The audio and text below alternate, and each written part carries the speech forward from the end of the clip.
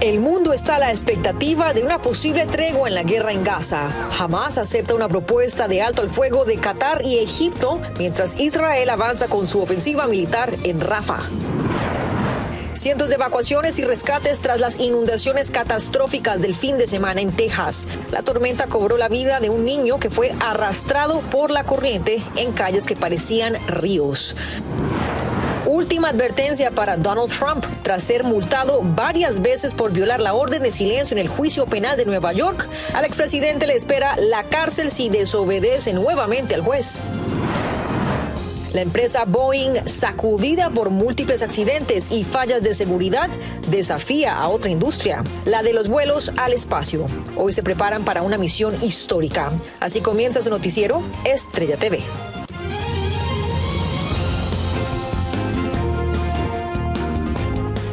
Buenas tardes, arrancamos semana con todos los motores y bienvenidos a su noticiero Estrella TV. Les saluda con mucho gusto Nurmila y gracias por su compañía. Los ojos del mundo se posan en el conflicto entre Israel y Hamás, esto tras una posible tregua en la guerra en Gaza. Este lunes, Hamás aceptó una propuesta de alto al fuego mientras el ejército israelí prepara su ofensiva a la ciudad fronteriza de Rafah. Vamos a Washington DC con Alfredo Miranda. Horas de incertidumbre se viven en Medio Oriente después de que Hamás aceptara una propuesta de cese al fuego elaborada por Egipto y Qatar, a tiempo que Israel ordenara la evacuación de la ciudad de Rafah ante una inminente invasión de sus fuerzas militares. Previamente, y en contra de la oposición de líderes mundiales sobre un ataque israelí a la ciudad de Rafah en Gaza, en tono desafiante, el gobernante Benjamin Netanyahu dijo que nada detendría la ofensiva militar contra el enclave. Les digo a los líderes del mundo, ninguna presión ni decisión de ningún foro internacional impedirá que Israel se defienda. Si Israel se ve obligado a permanecer solo, Israel estará solo. En recientes horas, cohetes lanzados por Hamás impactaron en 4 soldados israelíes, hecho que precipitará un ataque aéreo israelí sobre la ciudad de Rafah, dejando un número incierto de víctimas mortales. El gobierno israelí ordenó la evacuación de Rafah como paso inicial a un ataque masivo, el cual Estados Unidos trató de disuadir. Mientras Estados Unidos siga enviando armas, Netanyahu puede darse el lujo de ser tan agresivo y desafiante en su lenguaje como quiera, porque Estados Unidos no aplicará consecuencias. Las peticiones educadas claramente no importan cuando no hay nada que las respalde. En medio de la crisis, autoridades israelíes analizan el acuerdo de alto al fuego, dado que no es el mismo que propusiera Israel. El Departamento de Estado dijo estar discutiendo el tema con sus aliados de la región. Entre tanto, en Rafah, miles de personas comenzaron a movilizarse en dirección al norte para evitar ser víctimas del potencial ataque israelí, a tiempo de que la Agencia de Naciones Unidas para Refugiados expresó preocupación. No hay ningún lugar a donde ir, nadie tiene un camino claro a dónde ir, no hay directrices a dónde ir, no hay seguridad a la cual sujetarse. Entonces, en cada circunstancia, en cada familia, ahora hay mucho pánico y mucho caos. Según expertos, la escalada de violencia en Medio Oriente, ante la mirada pasiva de Estados Unidos, podría tener consecuencias electorales para el presidente Biden a la luz de los movimientos universitarios. Los jóvenes están enojados por lo que él está haciendo al enviar armas para permitir este genocidio en Gaza. Si ese enojo continúa, él no podrá contar con esos votos. La oficina de Netanyahu respondió que la propuesta estaba lejos de las demandas esenciales de Israel, pero que de todos modos continuarían con las negociaciones, así como con las operaciones militares en Rafah. Desde Washington, Alfredo Miranda, Noticias Estrella TV. Alfredo, gracias. Y luego de semanas de protestas contra la guerra en Gaza, la Universidad de Columbia en Nueva York suspende su ceremonia de graduaciones masiva. Esta estaba prevista para el 15 de mayo. Y esto debido a preocupaciones de seguridad por las manifestaciones en el campus. La decisión se tomó después de dialogar con líderes estudiantiles, quienes en su lugar eligieron celebrar ceremonias escolares de menor escala. Vamos con el expresidente Donald Trump, quien vuelve a estar en el ojo del huracán. El juez a cargo de su juicio penal en Nueva York lo volvió a multar y amenazó con enviarlo a la cárcel. Ángela González, desde Nueva York, nos informa cuál fue el nuevo tropiezo del expresidente. Donald Trump deberá pagar $1,000 más por haber dicho que los jurados eran en su mayoría demócratas en una entrevista. lo que constituyó otro quebranto a la ley de silencio que rige durante la duración de su juicio penal y por la que ya ha tenido que pagar $9,000. El juez Juan Merchan amenazó también con encarcelarlo en el futuro y lo halló de nueva cuenta en desacato criminal. Trump podría ser encerrado en la misma corte, nos dice este abogado. Casi todas las cortes tienen una parte donde mantienen a los detenidos por algunas horas. Es posible que se conforme ese espacio para que allí esté presente el expresidente Trump junto con sus miembros del servicio secreto. Si llegase a ser encarcelado, ese tiempo no suma para ninguna posible sentencia, según el experto. Por su parte, Trump volvió a criticar al juez a su llegada al tribunal.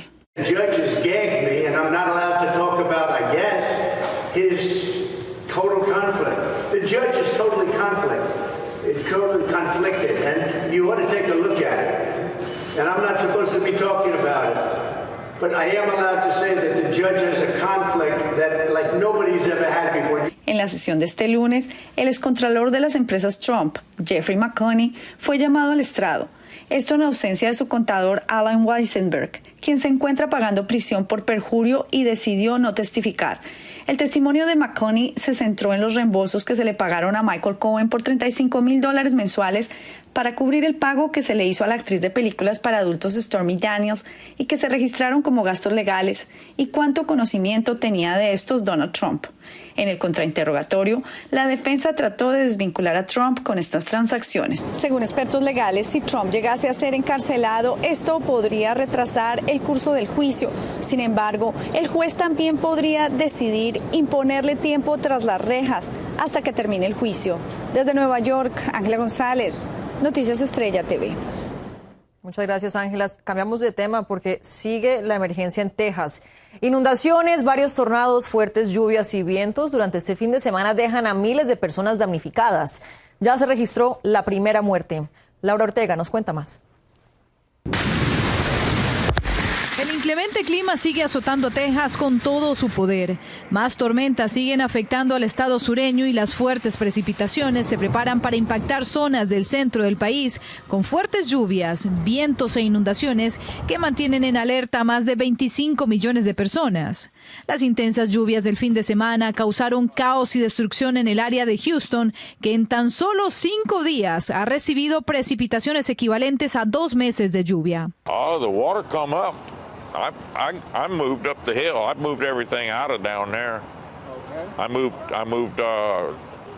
I moved my camper up there, and I've been staying at my friend's house. Tras la poderosa tormenta, autoridades han confirmado la muerte de un niño de 4 años en el área de Fort Worth, que falleció cuando el vehículo en el que se movilizaba junto a sus padres quedó atascado y luego fue arrastrado por las fuertes lluvias. Sus padres fueron localizados y luego llevados a un hospital, pero el menor no contó con la misma suerte tras ser hallado 2 horas después en las aguas turbias. Al menos una decena de tornados se han presentado durante los últimos días en el estado tejano y las lluvias remanentes han obligado a las autoridades a evacuar a personas en los condados más afectados como Harris y Johnson, en donde por lo menos 233 personas han sido rescatadas del agua o tejados de sus casas, y también se han logrado extraer del agua más de 186 mascotas. Según el Centro de Predicciones de Tormentas de Estados Unidos, se espera que la tormenta deje esta noche de lunes entre 1 y 3 pulgadas de lluvia más en Texas, pero la buena noticia es que las lluvias se detendrán. Now the challenging part, of course, as too many people know, is they're waking up today seeing that they need to deal now with recovery. Sin embargo, la alerta de clima severo ahora se extiende para los estados de Oklahoma y Kansas, donde también se esperan fuertes lluvias, pero lo más peligroso serán ráfagas de viento que alcanzarán las 80 millas por hora. Para Noticias Estrella TV, Laura Ortega. Una situación prácticamente insostenible. También encuentran con vida a una bebé latina de 10 meses que estaba desaparecida en Nuevo México. Había sido reportada como secuestrada tras el hallazgo de los cuerpos sin vida de su madre y otra mujer en un parque, junto a una niña de 5 años herida. Por el momento, un sospechoso se encuentra detenido, mientras la policía sigue investigando este terrible incidente. También arrestan en el Aeropuerto Internacional de Miami al esposo de la colombiana estadounidense desaparecida en Madrid en el mes de febrero. A él lo detuvieron cuando arribó de un vuelo procedente de Serbia, de donde es originario. Ana María Ksnević Henao desapareció 2 meses luego de llegar a Madrid tras iniciar su proceso de divorcio con David Ksnević, quien es principal sospechoso de su desaparición. El FBI, la policía colombiana y las autoridades serbias siguen tras el paradero de la mujer de 40 años. Nos vamos a nuestra primera pausa, pero no se mueva, tenemos más en minutos. Autoridades mexicanas revelan los motivos detrás del asesinato de los 3 surfistas extranjeros en Baja California. Y ardió la carretera de Zacatecas en México. El crimen organizado incendia vehículos y aterroriza a la población. Le decimos qué desató la ola de violencia. Y los árboles del futuro se están creando en Argentina. Innovan con una tecnología que es hasta 50 veces más eficiente que un árbol natural. No se despegue, ya volvemos.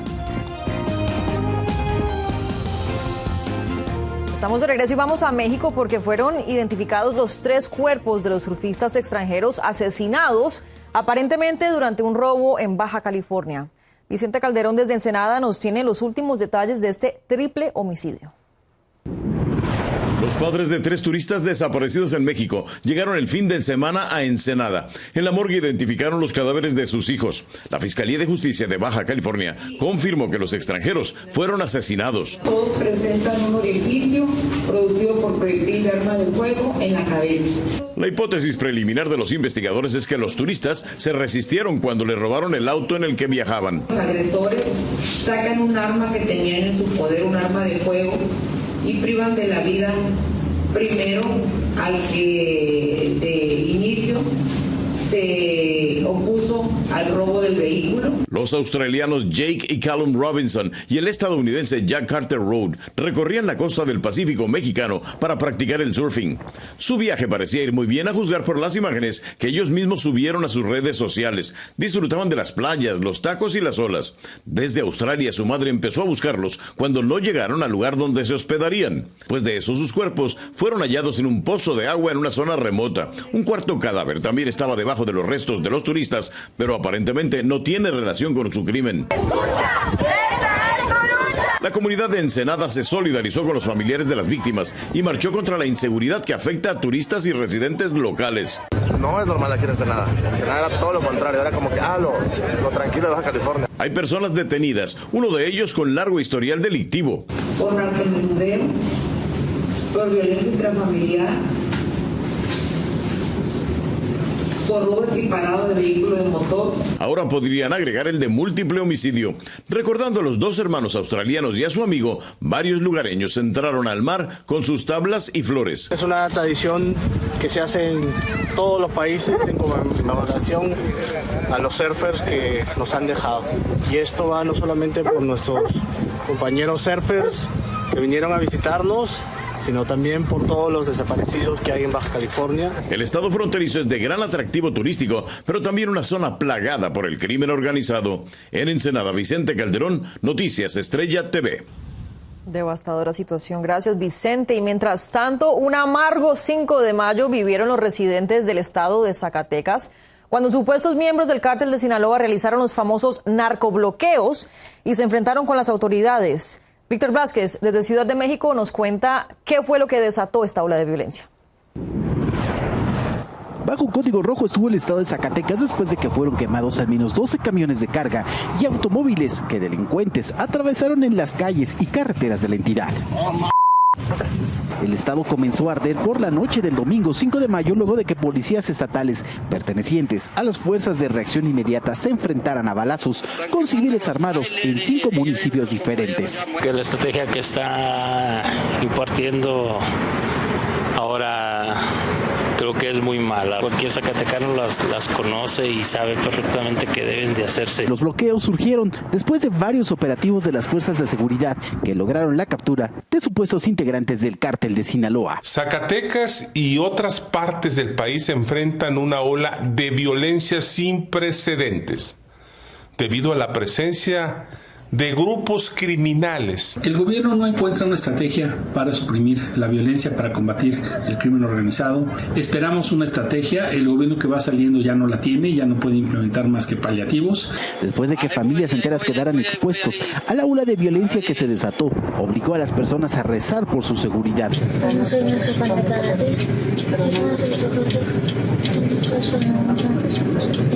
El operativo antibloqueo de carreteras continúa este lunes 6 de mayo por parte de la Guardia Nacional y policías estatales. Sin embargo, el miedo se quedó en millones de habitantes de uno de los estados más violentos del país. El gobierno que esté no lo va a acomodar.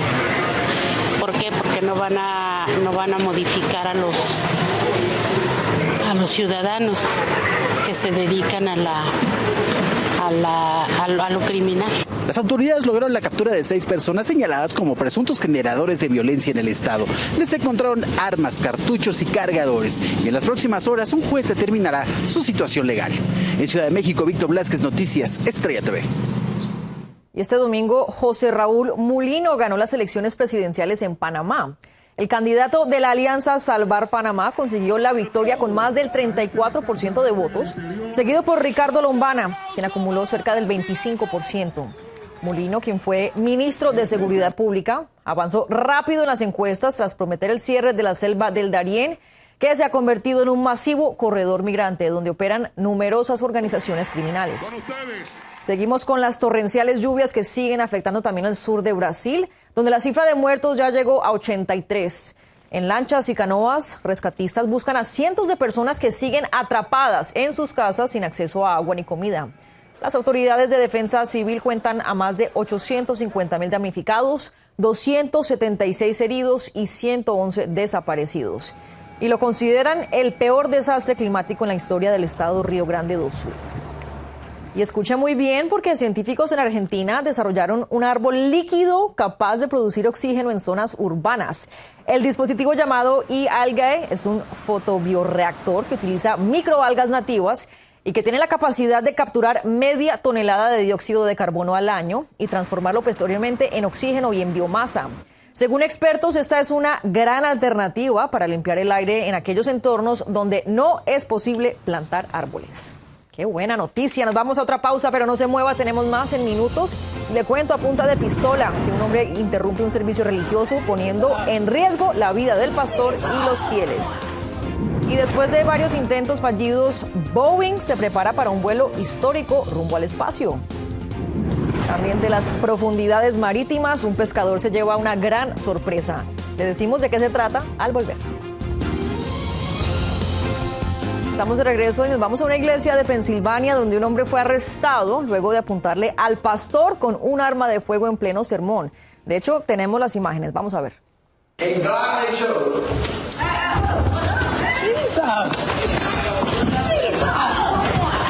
Aquí el pastor inmediatamente puso las manos arriba y se hizo a un lado para evadir la amenaza. Esto mientras que el diácono de la iglesia sorprendió al gatillero por detrás para quitarle el arma. Afortunadamente, nadie resultó herido en este incidente, por poco. Y pese a varios problemas con sus famosos aviones en la Tierra, ahora la compañía aeronáutica Boeing busca conquistar el espacio.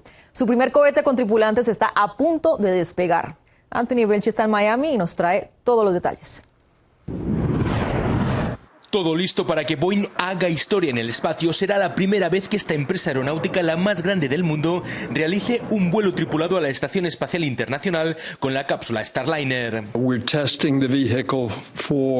Estamos probando el vehículo por primera vez con humanos a bordo.